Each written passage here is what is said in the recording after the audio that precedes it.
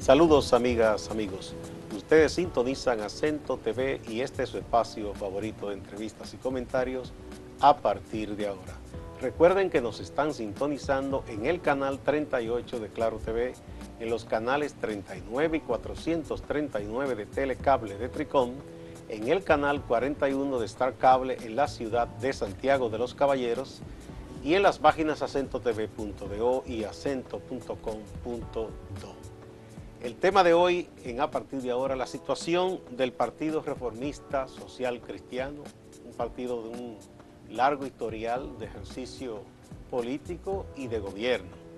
Pero además de eso, por la calidad de nuestro invitado, el ingeniero Guillermo Carán, vamos a hablar también sobre la situación económica de la República Dominicana y poniendo un especial énfasis en el anuncio del proyecto de presupuesto que ha hecho el gobierno dominicano. Vamos a una brevísima pausa antes de empezar la conversación.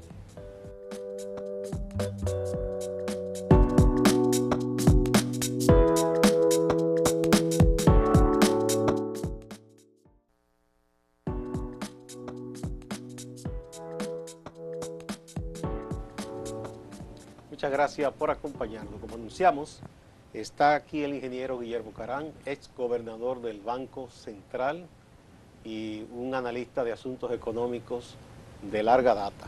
Y además con ejercicio también en el Estado. Bienvenido, Guillermo. Gracias, ¿cómo estás? Muy bien. Vamos a empezar por el tema económico a propósito del anuncio del gobierno de el próximo presupuesto, que nada más que en el Consejo de Gobierno, eso tiene que convertirse en proyecto después y ser enviado al Congreso. Claro, bueno, y hasta donde se tiene información, porque antes de venir acá di un repasito por la página de la Dirección de Presupuesto y no encontré más información que No, porque fue el anuncio nada más que en el Palacio ayer. En el Palacio, sí. Pero por lo anunciado, a cualquiera se le ponen los pelos de punta. Porque mira que a ti que conoces de esas cosas, si te provocó esa sensación, claro, hay que tener cuidado. Porque uno se queda con la sensación de que el gobierno ha perdido el sentido, el común sentido de las proporciones, ¿no? Porque fíjate, postula un nivel de gasto con un crecimiento de un 14% al llevar sumándole las aplicaciones, lo que ahora llaman eufemísticamente las aplicaciones financieras, que son los pagos por el servicio de la deuda, a 814 mil millones de pesos, lo cual significa un 14% más que el presupuesto vigente. El presupuesto vigente.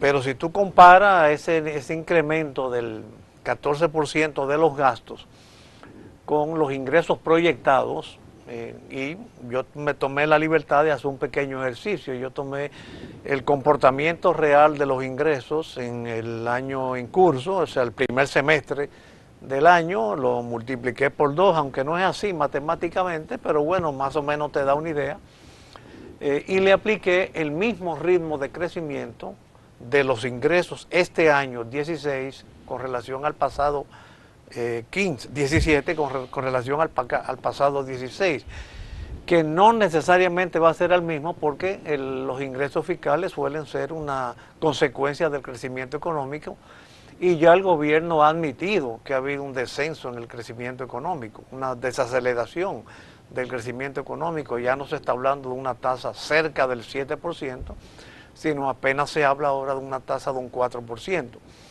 Pero mantuve las proyecciones de ingresos en el orden del 9%, que es lo que se observa 2017-2016. Y le apliqué ese mismo porcentaje para hacer una estimación del año 2018 y apenas llego a 590 mil millones de pesos. Un poquito más, un poquito menos. Pero si tú comparas los 590 mil millones de pesos de ingresos corrientes con los 814 mil millones de gastos, incluyendo las aplicaciones financieras, te queda una diferencia de unos 224 mil millones de pesos. ¿Y qué será eso? ¿Un déficit? No, eso será una necesidad de financiamiento, porque yo no quiero entrarme en el término de déficit porque todavía hay mucha manipulación en ese concepto. lo que significa que el gobierno va a tener que buscar 224.000 millones de pesos en el mercado financiero o en el mercado doméstico. Eso equivale a más o menos... ¿Y tiene el Estado Dominicano todavía capacidad para embarcarse en la búsqueda de más dinero prestado sí, internamente y hacia el exterior? Sí, eso significa aproximadamente 4.700 millones de dólares. Los 224.000 a la tasa de cambio presente, ¿no? Estamos hablando 47.4, punto 3. 47, Sí. Vamos a suponer 48, significa ponle tú incluso 50. Entonces estamos hablando de, porque eso es el presupuesto para el año que viene. Estamos hablando puede haber esa variación. de 220.000 millones de pesos que equivalen a 4.700 millones de dólares, que lo va a tener que buscar. No es que la deuda va a aumentar en 4.700 millones, porque parte de esa deuda, parte de esos para pagar también. deuda vieja, por Sí, eso sí, es la sí. diferencia presupuestaria. Sí. Pero como quiera, uno tiene que preguntarse dónde el gobierno va a buscar esos 4.700. Por eso te preguntaba si está en capacidad la administración de yo- gobierno yo creo de buscar ese dinero, Hay esos préstamos. 3 fuentes posibles ¿Cuáles son esas de fuentes? financiamiento. La externa, que me parece que el orden internacional no le está favoreciendo. No es auspicioso en este momento. Sí, claro que es ambiciosísimo. No, que sea auspicioso en No este es momento. auspicioso, no es es. auspicioso, no le está conviniendo al gobierno porque, por ejemplo, el financiador tradicional del gobierno había sido Venezuela, que no está en condiciones de financiar, ni los precios de petróleo permiten financiar, porque el financiamiento venezolano se originaba con altos precios del petróleo. Con $50 no se puede financiar nada. No, Venezuela en este momento está mejor necesitando dinero. Exactamente. De hecho, hubo en estos días una amenaza de que iba a entrar en cesación de pagos internacionales porque no tenía 185 millones de dólares, que eso es imposible que no la pueda tener. En el orden internacional norteamericano, vamos a decir, Estados Unidos, el presidente de Estados Unidos, tiene una silla en el Banco Monetario, en el Fondo Monetario Internacional, en el Banco Interamericano, en el Banco Mundial, pero nosotros sabemos la tónica en que anda el presidente Trump. Anda en una onda América primero, así como le dijo a los fabricantes de autos norteamericanos, no se vayan para México, quédense aquí, produzcan aquí. Eventualmente, si es dinero privado, si son los dineros, por ejemplo, con los cuales nos compran los bonos, que es dinero privado, eventualmente le puede decir, inviértame aquí. Pero también por la incidencia que tiene en los organismos internacionales, porque el Banco Interamericano y el Banco Mundial manejan fondos norteamericanos, cuyas políticas también la traza el presidente de los Estados Unidos. Y el Fondo Monetario Internacional no ha dejado de señalar en todos sus últimos informes de que tenemos que ser prudentes en el financiamiento externo, incluso ha hablado de anclaje. Anclaje significa que se quede donde está. La forma siempre en que el fondo habla, muy Claro, indirecto. exacto, un lenguaje diplomático o un lenguaje cuasi diplomático.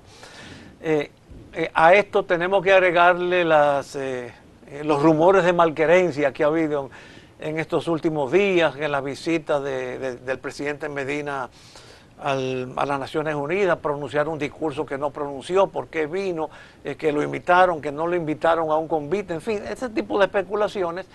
Y recordemos incluso que el presidente Trump en la campaña hizo un pronunciamiento no muy halagüeño de República Dominicana, y además de que funcionarios importantes del gobierno tomaron partida muy activa y pública a favor de la otra candidatura. De manera que yo creo que el manejo internacional, la proveniencia internacional de esos fondos,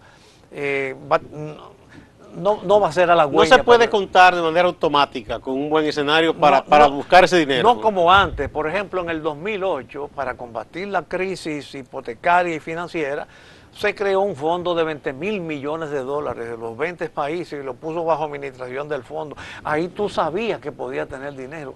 El orden internacional no está en eso ahora. En estos momentos. Ahora mismo los tambores que hay son tambores migratorios, tambores ambientales. Hasta de guerra. A eso iba, y tambores de guerra. Yo creo que uno recuerde, quizás hace muchos años, que un presidente norteamericano hablaba de destruir un país. No, y con expresiones como la que está usando.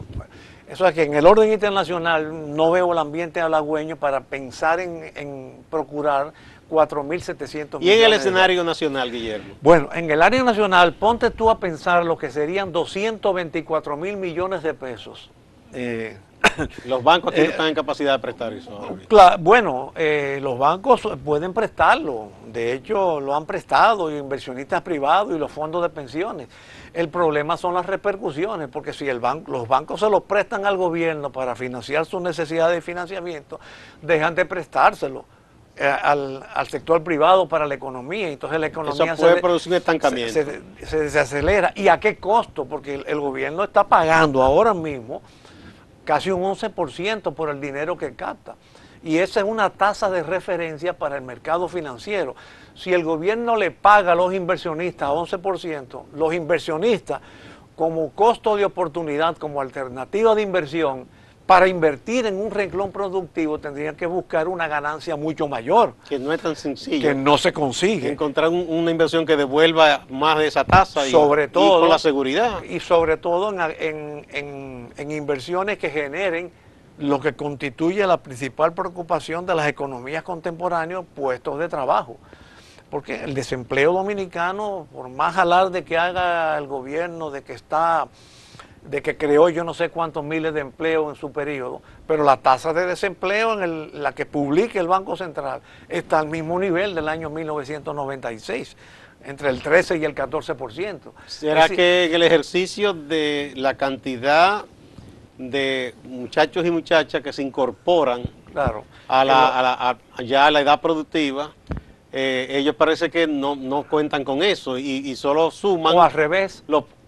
O al revés, solamente le están proporcionando puestos de trabajo al incremento de la población económica. Y lo demás queda igual. Lo demás queda igual. Se va arrastrando esa Pero bueno, una economía que hoy es 3 veces la del año 96, decir que el desempleo es el mismo, es como extraño por lo menos. Deja mucho que desear, mucho que desear. De manera que pienso que el gobierno puede recurrir a un financiamiento interno, pero va a tener repercusiones económicas que posiblemente tenga repercusiones económicas que se reflejen en lo fiscal. Porque ahí quiero añadir otro ingrediente. Los gastos, cuando llegan a ser ley, son fijos, ya adquieren como fuerza de ley, pero las estimaciones de ingresos no. Las estimaciones de ingresos están por verse. Tú tienes el mismo caso de ahora. ¿Por qué el Banco Central lanzó 20.000 millones de pesos, liberó encaje y bajó las tasas de interés? Y la meta era de inyectar al mercado doméstico 20.000 millones de pesos. Porque las recaudaciones por ITEVI se habían congelado y habían sido suplidos con otros ingresos extraordinarios. Pero el ITEVI es el tributo que mejor representa el dinamismo de la economía. Entonces, cuando tú tienes que la economía se desacelera, se caen las recaudaciones. Aún así, con un crecimiento manteniendo el crecimiento históricamente, estamos hablando que los gastos han crecido un 5%, mejor dicho, los gastos van a crecer según el presupuesto, un 5% más rápido que los ingresos ordinarios, si es que los ingresos ordinarios se comportan igual, como ha sido la tradición. Por eso que yo creo que el gobierno... caen, hay problemas. Bueno, si cae el problema se aumenta, como quiera va a haber problema, porque este es un problema que nace deficitario.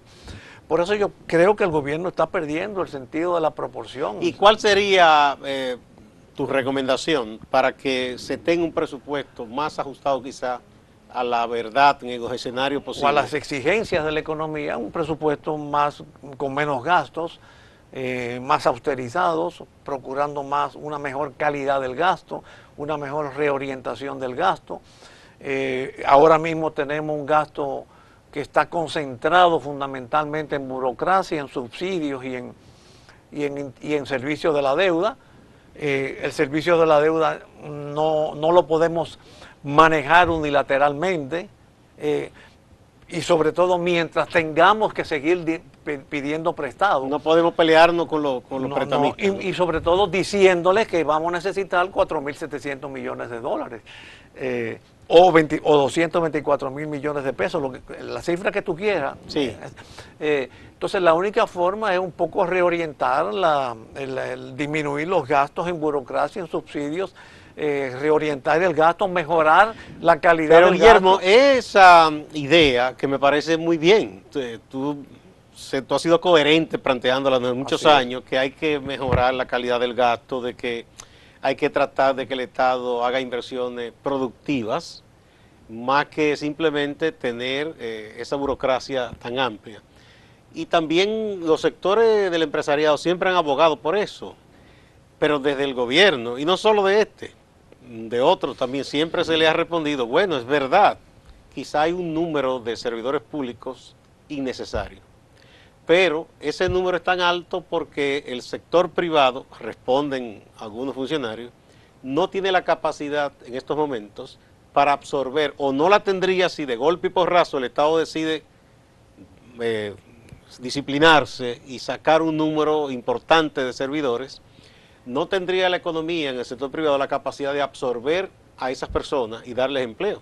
Entonces eso generaría una situación inclusive social de grave. Bueno, por supuesto que hay males acumulados y la palabra golpe y porrazo yo creo que no cabe. No la pongo yo porque es más o menos lo que se... Y sobre todo siendo yo reformista. No la puse en tu boca. Yo digo que realmente las recetas duras de choque dicen, no, hay que eliminar tanto. Claro, pero es que la economía es un círculo.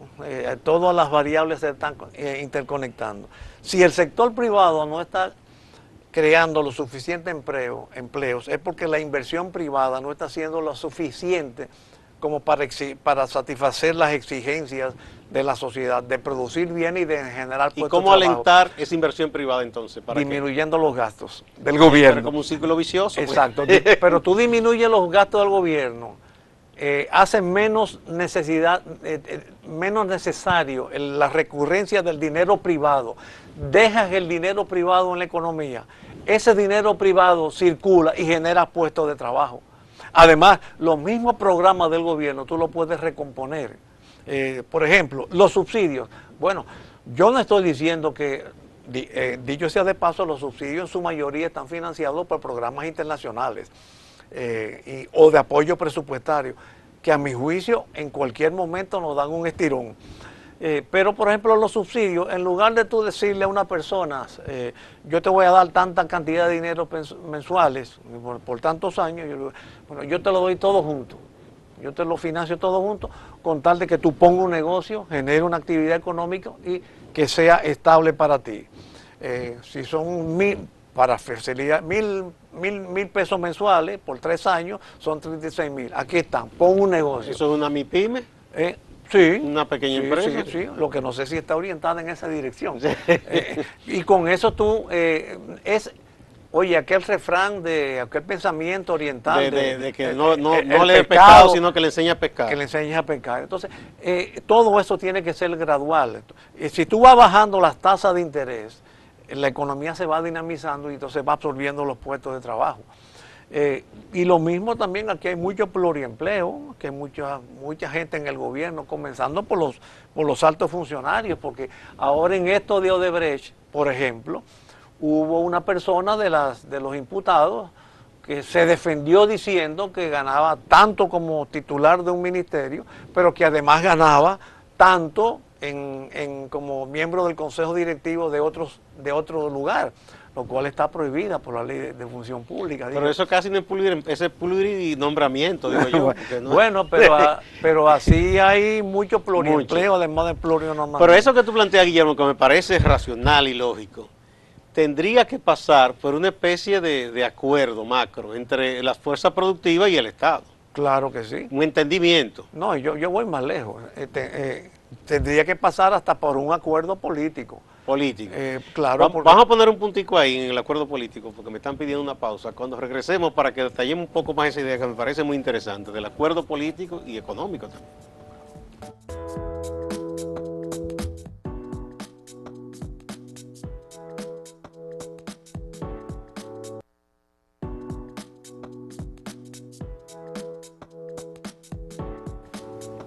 Gracias por continuar en A Partir de Ahora. Estamos conversando con el ingeniero Guillermo Carán, ex gobernador del Banco Central y un alto dirigente del Partido Reformista, un técnico, un estudioso de la economía. Bueno, bien, tendría que producirse ese acuerdo. Entonces tú decías que además de económico, tú ibas más lejos, un acuerdo político. ¿Por qué político? Yo diría político-social incluso, no político en el sentido partidista.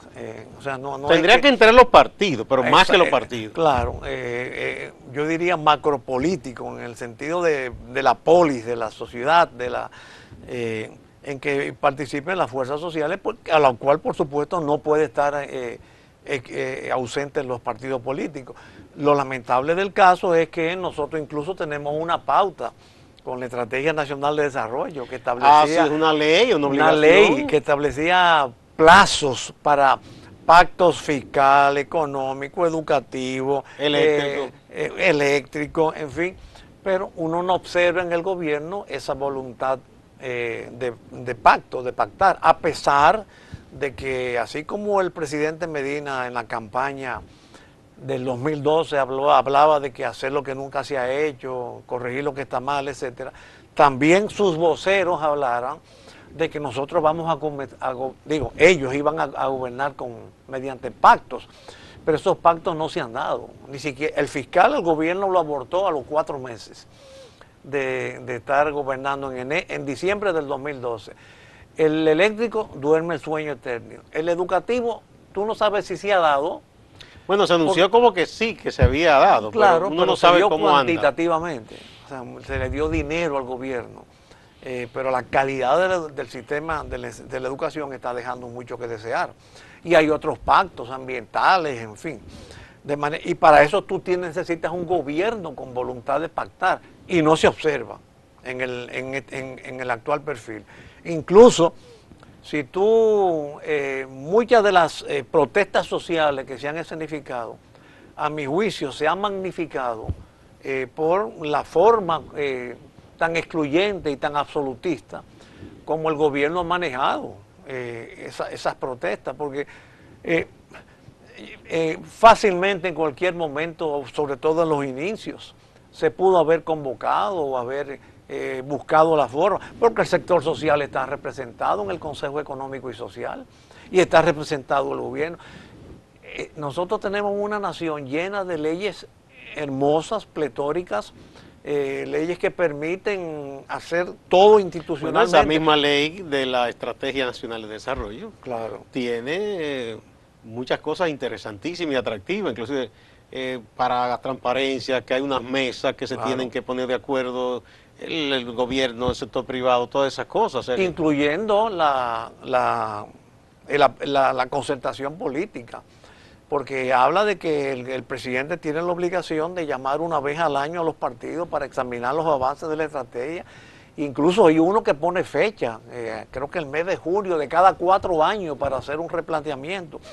Nada de eso se ha observado en la presente administración, pero estamos en democracia, hay que defender la democracia, hay que perfeccionar la democracia, dejar que no sea tan clientelista como hasta ahora está siendo precisamente por esos subsidios. Y aunque el gobierno no lo quiera, tú recuerdas en el año 1990 que el profesor Bosch enarboló la consigna contra nosotros los reformistas de llevar nuestro gobierno a la legalidad. Sí, entonces, en 2 ocasiones, porque lo hizo también en los 60. Sí, bueno. También, sí. En aquella ocasión. Todavía ustedes no estaban unidos con los reformistas, los cristianos. Y quizás yo no estaba nacido todavía.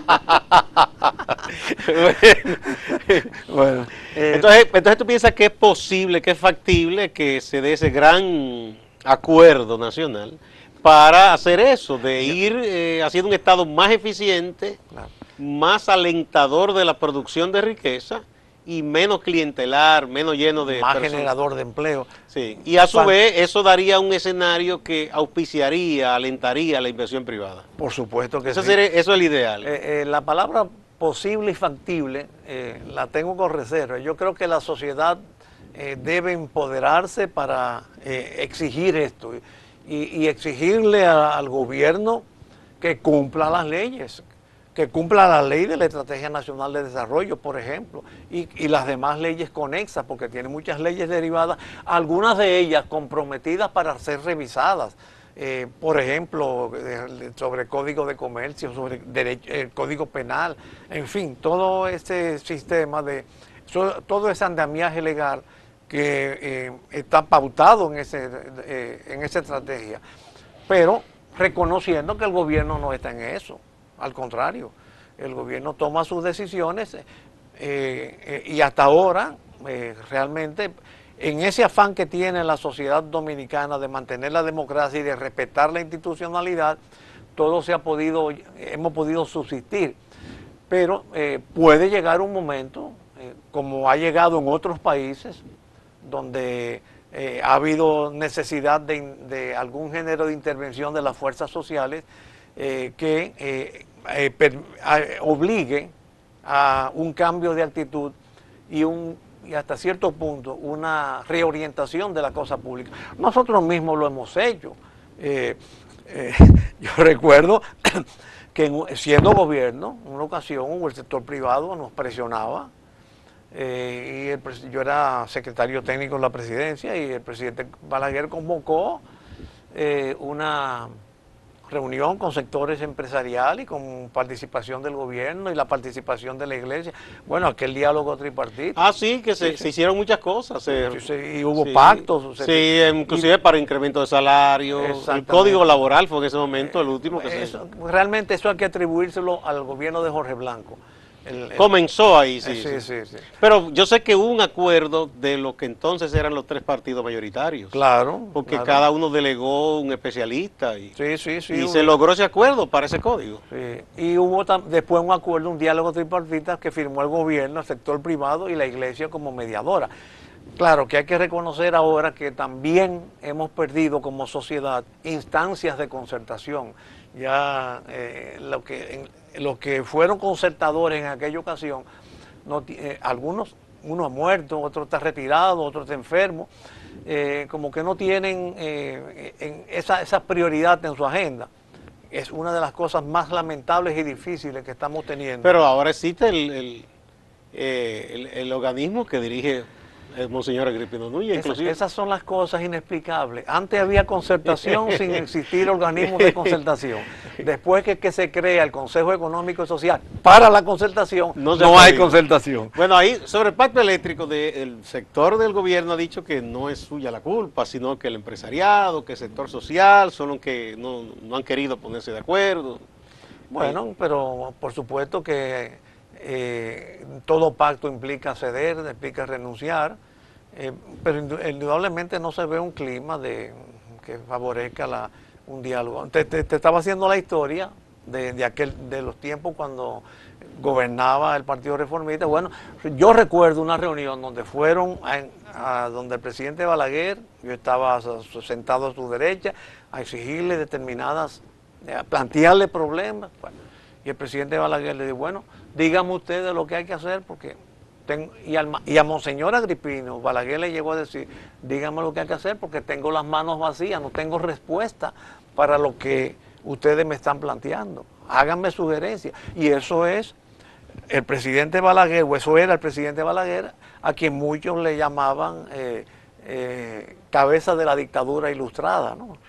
Pero claro, ese fue Balaguer de los 10 años, porque antes, por las circunstancias que sean, él no era así, o sea, en principio él fue un poco más unilateral, para decirlo de una manera. Bueno, las circunstancias del reclamo, además, ya, déjame hacer un poquito de propaganda, ya en esos 10 años ya el Social Cristiano estaba fusionado al Partido Reformista. Sí, no, yo creo que ustedes ayudaron mucho a que ese partido cambiara para bien. Sí, es verdad, eso se lo reconozco a los Social Cristianos. Bueno, entonces, eso sería lo ideal, ese gran acuerdo nacional. Bueno, entonces pasemos ya a la parte política. Entonces te pregunto como dirigente del Partido Reformista, ¿ustedes creen en eso? ¿Por qué ustedes no abogan por esa propuesta, la que tú haces como técnico y dirigente, pero que la haga suya el partido como institución y empuje por eso, apueste por eso, reclame, proponga? de ese gran acuerdo nacional? Excelente pregunta y es la misma que yo me hago y la misma que la hago. Pero yo te la estoy haciendo a ti, que eres dirigente. Bueno, no, precisamente, mira, mi artículo del sábado en el periódico, yo hacía un señalamiento de un poco lo lamentable que el Partido Reformista no haya enarbolado los elementos de la praxis reformista que son apropiados a la presente circunstancia. Y decía, un poco de refilón o soslayadamente, que desgraciadamente a los dirigentes reformistas el motivo de la acción era la reacción. O sea, parece que nos hemos acostumbrado a accionar en un clima de confrontación y no de una actuación proactiva, que fijemos nosotros, por ejemplo, la agenda, lo cual hemos practicado en el pasado y nos ha dado muchos resultados. ¿Y por qué no lo retoman ahora? Exactamente, me hago esa misma pregunta y me valgo de ti para burocráticamente. Pero yo no soy el dirigente, reformista, ¿no? Referirlo que comunicadores prestigiosos se están haciendo esa misma pregunta. Y lamentablemente que de tiempo en tiempo están resurgiendo conflictos en el partido que impiden, que son tomados como pretexto para impedir ese accionar. Ahora tenemos el caso de 2 asambleas el mismo día y la posibilidad, según el sector disidente del partido, de que sea referido al Tribunal Superior Electoral. Bueno, eso está bien porque se están usando los canales institucionales, pero como la tradición ha sido que le damos prioridad a pelear entre nosotros, que a encarar las exigencias nacionales, lo cual debemos entender que no nos está dando dividendos políticos, porque en la medida que más nos peleamos, las preferencias electorales del partido disminuyen y nuestra incidencia en el acontecer nacional es menor. Y yo diría hasta el aprecio y la valoración que sobre los líderes del partido tenga la sociedad va disminuyendo. Cada vez que yo oigo determinados discursos de algunos de los dirigentes, algunos de los cuales aspiran a ser presidentes, y la soecidad con que algunos de ellos pronuncian, yo digo, pero es que no se están dando cuenta que cada vez que actúan así, ellos mismos se alejan del aprecio y el valor que la sociedad puede tener de ellos y por supuesto arrastran consigo al partido. El Partido Reformista es un caso, yo creo que es digno de estudio, seriamente hablando, de estudio político, porque ustedes tuvieron 6 gobiernos, ¿verdad? Sin contar que Balaguer estaba en el Estado de mucho tiempo antes.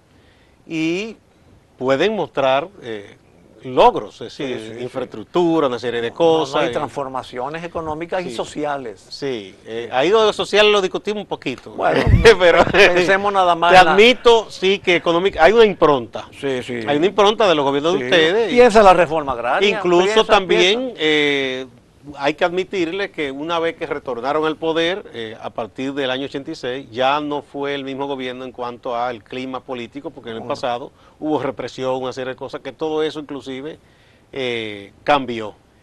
Pero ¿por qué un partido con ese legado no ha sido capaz de presentar una propuesta política que de nuevo cuente con el favor popular y vuelva al poder? Por el contrario, tú mismo lo has dicho, divisiones, pleitos. Claro.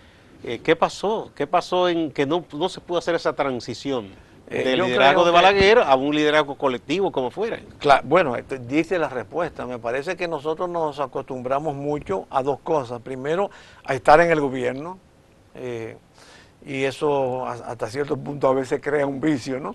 Bueno, sí, me dice un amigo reformista diciendo que hay algunos, ¿cómo que ustedes dicen? Compatriotas, que se enferman cuando no están cobrando un sueldo en el Estado. Yo tengo un amigo también que su hermano es médico y yo estaba muy enfermo y yo fui donde él, mira, fulanito está muy enfermo. Me dijo, no, hombre, no, es lo que necesita es un carro oficial y un sargento que le maneje. Bueno, eso por un lado. Y por otro, la fortaleza del liderazgo de Balaguer. Porque Balaguer, yo diría que ejerció un liderazgo completo. Era un líder de masas, caudillo de masas, arengaba las masas y se movía. Era un administrador. era un conceptualizador de cosas fundamentales, de manera que fue un liderazgo que no es comparable, por ejemplo, con el de Bosch o el de Peña Gómez, porque ambos... Aquellos dos no estuvieron en el poder prácticamente. Bueno, o sea tuvieron, pero bueno, no lo retuvieron. Bueno, estuvo Bosch, pero Peña Gómez nunca fue presidente. No, pero no tuvo la oportunidad de probarse como estadista. No. Pero fue líder. Sí, eso sí. Y Bosch definitivamente fue más líder que estadista. En el caso nuestro, Balaguer fue líder y estadista. Entonces, yo creo que eso nos impregnó y no hemos sido capaces de entender que se necesita un liderazgo colectivo, institucionalizado, pluralista, internamente, para poder incluso enarbolar el pluralismo externo que estamos reclamando como forma de solucionar los problemas nacionales. Y ahora, ¿cuáles serán los próximos pasos del partido dividido en dos? Bueno, tú no estás con ninguno de los dos bandos. No, yo estoy en la parte institucional. Incluso, que es la que preside el ingeniero Antún. Federico Antún Valle. Sí, yo incluso ¿No entiende que la otra parte es disidente? Sí, eso está claro. Porque ustedes reclaman la autenticidad porque son parte de la directiva que se eligió, ¿no? ¿Por qué los otros le disputan a ustedes la autenticidad de la representación reformista? Bueno, hay un problema técnico, vamos a hablar de post-asamblea, hay un problema técnico que yo presumo que si lo someten finalmente al Tribunal Superior Electoral es el que va a tener, ocupar la mayor parte del tiempo y la mayor atención, y puede llevar mucho tiempo y mucha atención que distraiga el ejercicio político, macropolítico, para poder recuperar el espacio electoral del Partido Reformista, que es el término del padrón. El argumento de la disidencia es que el padrón utilizado por la institucionalidad no es adecuado, que ha habido muchos cambios, la institucionalidad argumenta que todos esos cambios se han hecho conforme mandan los estatutos. Por ejemplo, que si hay un diputado reformista pero que fue electo en otra boleta, eso está prohibido en los estatutos, se le sustituyó y así sucesivamente. Pero eso va a tomar tiempo y yo lo que creo que deberíamos buscar un mecanismo para, mientras tanto, mientras eso se dirime en el Tribunal Superior Electoral, nosotros podamos ejercer un proselitismo político, porque la realidad es que la situación política nacional nos está brindando en bandeja de oro o de plata, la que tú quieras, un espacio de actuación, pero político. En varias reuniones del partido yo he dicho, si nosotros tuviéramos como partido un 10 o un 15% en las encuestas, las disidencias no tuvieran ese tipo de beligerancia. ¿Por qué? Porque tendríamos el aval del apoyo ciudadano, que es lo que no estamos teniendo ahora, porque no podemos exhibir un nivel satisfactorio en las preferencias electorales. Pero las actuaciones no están siendo dirigidas, por un lado, a captar esas preferencias, a esas inconformidades, y por otro, a llenar un vacío que hay en la sociedad dominicana en términos, vamos a hablar de la sociedad política dominicana. Vamos a poner un puntito ahí, Guillermo. Pero déjame terminar esta idea. Para que termine la idea. Es solo una cita de Manuel Azaña, que decía, para que haya un buen gobierno tiene que haber una buena oposición. Y ahora no está habiendo buena oposición. No hay buena oposición. Vamos a una pausa.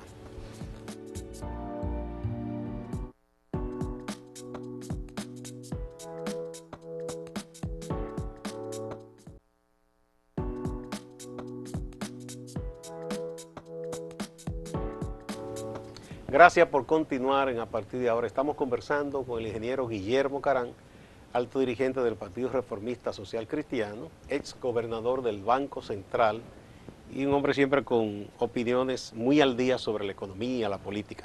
Bueno, entonces, ustedes están ahora en esa encrucijada, ¿no? Tienen que tratar de ponerse de acuerdo para retomar el papel de buen opositor. Claro. Yo creo que hay que esperar si finalmente la disidencia recurre al Tribunal Superior Electoral, porque a lo mejor puede ser que se arrepientan, ¿no? ¿Y ustedes van a esperar que sean ellos los que recurran? Claro, porque ellos son los accionantes, ellos son los que protestan. Ustedes dan por sentado que ustedes lo institucional y eso y que en enero nos vamos a juramentar lo que fuimos elegidos, para la dirección del partido. Ahora, mientras tanto, yo entiendo que el Partido Reformista, sobre todo porque yo era antes vicepresidente regional, ahora soy vicepresidente nacional, bueno. Sí, es un cambio importante. Bueno, yo siempre he pensado que los hombres hacen los cargos, no los cargos al hombre. Y si me permiten una anécdota, cuando en el año 70 o 68, a mí Balaguer me nombró, siendo opositor social cristiano, Balaguer me nombró subdirector técnico de la Oficina Nacional de Planificación. Muchos de mis amigos me criticaron y me decían, ¿por qué tú vas a aceptar de un segundón? Yo era vicepresidente del partido, del Machete Verde. ¿Por qué tú vas a un cargo segundón? En ese tiempo nada más había un vicepresidente, ahora es que hay 5, 7, 9, 11. Era don Alfonso Moreno Martínez, presidente del partido. El presidente era Caunao Javier. Ah, Caíto Javier, sí. Entonces, ¿por qué yo ser un cargo de segundón? Cuando yo digo, bueno, déjame actuar, y comencé a actuar, me inventé de que diseñar un plan de desarrollo y un programa de inversiones públicas, y todo el mundo se burlaba de mí, y mi superior inmediato, que era Julio César Estrella, el economista, también decía, no, ¿tú crees que Balaguer te va a hacer caso? Bueno, resulta que en el año 70 termino el programa de inversiones públicas y se lo someto al presidente Balaguer, y para sorpresa de todo el mundo, el presidente Balaguer emite un decreto diciendo que se adopta el plan de desarrollo como base de discusión para definir la política gubernamental. Entonces yo le decía... ¿Y de verdad la definió con ese plan? Sí. ¿La tomó en cuenta? Hoy muchas cosas se hicieron, muchos elementos de la estrategia de desarrollo se hicieron.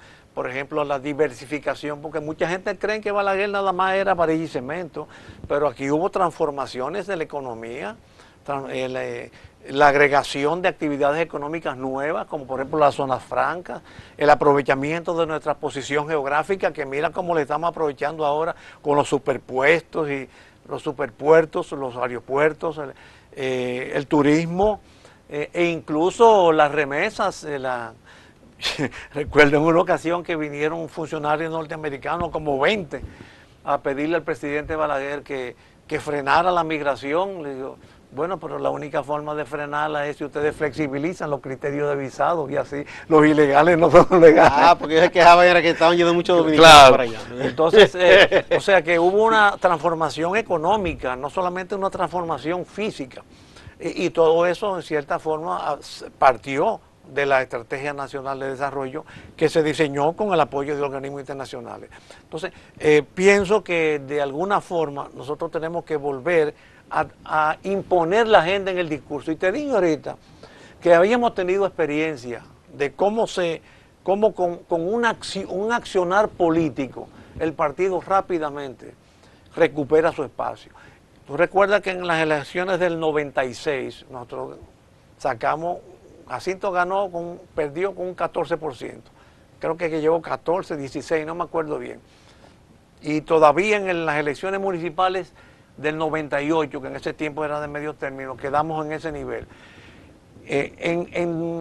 A partir de ese año, que se iniciaron, por ejemplo, ruedas de prensa y reuniones semanales en el partido, para las elecciones del 2000, llegamos a tener el 30%, que es lo que siempre ha tenido el reformismo, y sacamos 24%. Y nosotros como partido... Ganaron más que el PLD. Ganamos más que el PLD. Danilo superó a Balaguer por los aliados. Por los aliados. Entonces, ese es el mejor ejemplo de cómo con un accionar político. ¿Y qué es un accionar político?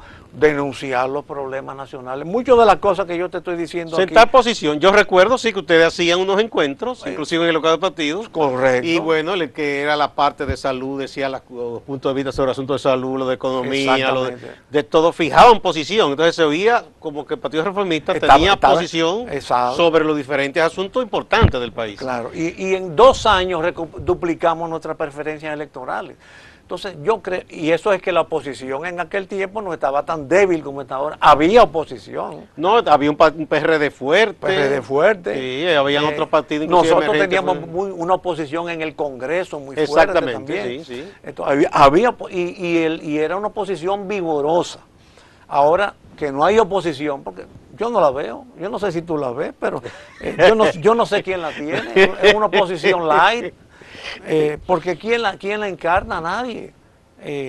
Bueno, a la oposición, que sea la y no se vea, y ustedes son parte de esa oposición, también le corresponde fijar, su punto de vista sobre asuntos importantes. Se está debatiendo en estos momentos sobre la ley de partidos. Debería ser la electoral, pero bueno, se está trabajando primero con la de partidos. Y hay un punto, o dos puntos, digo yo, que son los fundamentales. Uno es el financiamiento, que si se mantiene el público, que si se le pone tope, que con el privado que se va a hacer como financiamiento. Y lo de las primarias, si se aprueban simultáneas, que con padrón abierto, padrón cerrado. ¿Cuál es la posición del Partido Reformista? Bueno, primero, yo tengo muchas reservas con el financiamiento público a los partidos políticos, sobre todo con el presidencialismo que nosotros tenemos. Y en cierta forma, desde que tú tienes financiamiento público, los partidos pasan a ser instituciones de derecho público y supeditados a cierto cabildeo. Fíjate que de vez en cuando... Aunque hay otros que dicen que aunque no reciban financiamiento público, por la vocación de lo público, deben ser consideradas instituciones públicas. Bueno, en ese caso retiro mi aprensión. No te pido que la retires, sino es un punto de vista. Lo que te quiero decir es que es un tema delicado y debe ser lo más transparente posible, totalmente transparente. Y ojalá obligar a los partidos que sean mantenidos con sus contribuciones, con las contribuciones domésticas y las cuotas de sus afiliados, porque es el sentido de pertenencia hacia los partidos. Sobre el otro punto conflictivo de la posición del partido, en eso sí el partido ha tenido posición, es que la ley electoral debe preceder o al menos al unísono, concomitantemente, sí, pari passu, como se dice en el lenguaje tecnocrático, al mismo tiempo, las dos leyes. Yo leí un artículo, una declaración ayer o antier de José Ángel Aquino, que sería bueno que tú contactaras con él. Sí, el ex miembro titular de la Junta. Pero sí, que dio unas informaciones que yo creo que también ponen los pelos de punta. Pero aclaran el problema, porque él dice que los partidos no han demostrado que han tenido padrón convincente, que los padrones de los partidos no están respaldados por las votaciones de su propia primaria y por las votaciones que están teniendo que han tenido en los procesos electorales. Entonces, si es así, si es como él dice, y presenta un cuadro con cifras importantísimas, yo creo que los partidos deben flexibilizar su posición y por lo menos supeditar a que no haya, porque ¿qué es lo que dicen los partidos? Que no sean simultáneas y que sean con el propio padrón de los partidos. Pero si el padrón de los partidos no es real o no es satisfactorio, entonces, por lo menos poner que una cosa sea condicional de otra, que hasta tanto los partidos no presenten un padrón convincente, se tengan que celebrar las primarias universales abiertas y simultáneas el mismo día. Entonces, eso obligaría a los partidos a perfeccionar y a darse un padrón. A darse un padrón que sea convincente. Ahora, hay que establecer los mecanismos. Lo otro que yo no entiendo por qué, sobre todo este sistema de primaria que ha estado muy utilizado en muchos países, ¿por qué no se encarga un estudio? Y eso tendría que hacerlo la misma comisión que está estudiando la ley de partidos, de en cuáles existen cada sistema y en cuál la democracia es mejor. Porque Pero ya ahí sería más complicado. No, porque... No, yo mismo le pregunté, por ejemplo, a los que eran embajadores aquí de Estados Unidos, que por qué ellos no se había nadie animado allá a cambiar ese sistema electoral que ellos tenían, en que un candidato que obtenga más votos populares termina perdiendo una elección. Eso es antidemocrático. A ellos que les gusta dar tantas lecciones de democracia en el mundo, pero ellos defienden su sistema. Claro. El de España diría que el de ellos es bueno, porque obliga a formar gobierno entre todo el mundo. Claro. El de Francia es otra cosa, o sea, cada país entiende que su sistema... Pero quedémonos en el hemisferio, en el área latinoamericana. Bien, para no complicarnos. Para no complicarnos, vamos a Chile, Argentina, Uruguay, que han tenido buenas experiencias en materia de primarias, a Centroamérica, y vamos a ver cuál ha dado más resultados y cuál ha perfeccionado más la democracia, porque en última instancia eso es lo que se busca, que la democracia sea perfeccionada, porque la democracia no es un sistema perfecto. Ahora, es el menos imperfecto de los sistemas políticos, porque si la democracia falla, y a veces falla por la economía, y a veces es la economía que lleva a los fallos democráticos, entonces podemos caer en aventuras políticas que están de moda ahora. Que están de moda, pero que tú no sabes que van a terminar. Porque mira por ejemplo el caso de Perú. Fujimori disuelve el Congreso en los 90. Los partidos caen de bandada. El argumento de la corrupción. Sin embargo, él está preso. Él está preso por acusaciones similares. Y en Perú hay 4 presidentes en lista, 2 presos, 1 buscado. Sí, y otro... Lo que pasa es que él también, además del aspecto de la corrupción, también él está acusado por muchos asesinatos políticos. Claro, sí. O sea, claro, se incurrieron en incluso una matanza colectiva en una universidad. O sea que muchos de los cuales él ostentó, como es el caso de la embajada de Exactamente, Japón. Sí. Bueno, entonces, la ley electoral, ¿ustedes piensan que debe ser primero por una razón obvia, ¿no? Porque se reformó la Constitución. Claro. ¿Y por qué la posición del Partido Reformista en el Congreso no se ha hecho notar sobre esas cosas? Y ustedes tienen legisladores, incluso un senador. Te reitero la respuesta. Desgraciadamente los reformistas nos estamos consumiendo en luchas intestinas en lugar de emprender un accionar político que procure mejorar la democracia dominicana e inclusive acrecentar nuestra cartera de simpatizantes y de militantes. A veces nos estamos perdiendo, esa es la realidad. Y eso es lo que más hay que lamentar en las presentes circunstancias, teniendo en cuenta lo que ya te he dicho, de que las oportunidades se nos están brindando nuevamente, porque en el pasado se nos brindaron oportunidades que desaprovechamos. Ojalá y ahora la aprovechemos. Bueno, ahora yo pienso que para el Partido Reformista o para el partido que sea, si se trabaja, hay oportunidad de hacer muchas cosas de aquí al 2020, pensando en las elecciones, ¿verdad? Porque en eso que se piensa en un sistema electoral y democrático, porque no hay otra vía para tomar el poder o pillar el poder. ¿Por qué? Porque hay siempre agotamiento y ya la coalición que gobierna va para, ¿cuántos? 16 años en el poder. Sí. Pero además el modelo que se está exigiendo ahora, que se exige ahora para recomponer la economía y encarar los desafíos que hay en términos económicos y sociales y políticos, está más próximo a la doctrina y a la praxis reformista. Claro, estoy pensando en la doctrina reformista enriquecida por la ideología social cristiana. Pero, por ejemplo, ¿qué es lo que se impone ahora en el país? Una reducción de gastos, una disciplina fiscal, menos endeudamiento, más protección al medio ambiente, la identidad nacional consolidada. Tú repasas todas las ejecutorias reformistas y todas están inspiradas en esa misma onda. Entonces, nosotros tenemos el discurso ideal para la presente circunstancia. ¿Y por qué no lo están exponiendo? Porque nos consumimos peleando uno con otro. Pero dejen de pelearse ya. Bueno, eso voy a transmitir.